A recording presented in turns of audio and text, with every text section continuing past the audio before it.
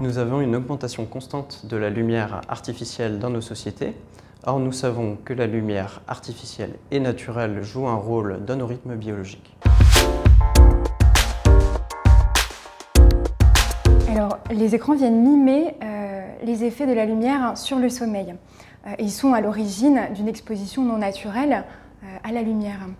Notre rétine est d'ailleurs particulièrement sensible à la lumière bleue. Donc, de façon générale, on est attentif à l'utilisation des écrans dans les populations insomniaques et chez les adolescents. Cette population est particulièrement sensible à ce qu'on appelle le retard de phase, c'est-à-dire des difficultés à l'endormissement, un endormissement trop tardif.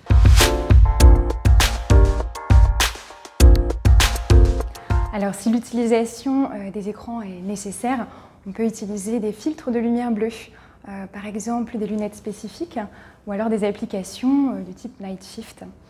Mais l'idéal reste quand même ce qu'on peut appeler un couvre-feu digital, l'éviction des écrans en soirée, réussir à se déconnecter avant de s'endormir. La luminothérapie, dans le domaine du sommeil, a plusieurs indications. On pense notamment aux troubles du rythme circadien, l'avance ou le retard de phase, ainsi que pour resynchroniser les rythmes dans le jet lag et dans le travail posté. La luminothérapie a également une utilisation en psychiatrie pour le traitement des épisodes dépressifs saisonniers ou non.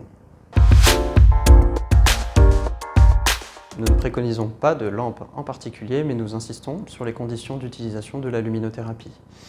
Pour ce faire, il faut s'exposer à une distance d'environ 50 cm pour une durée d'environ 30 minutes à une intensité de 10 000 lux. La lampe doit être de couleur blanche, l'appareil doit porter le label de qualité CE et nous insistons aussi particulièrement sur l'heure d'exposition à la lumière.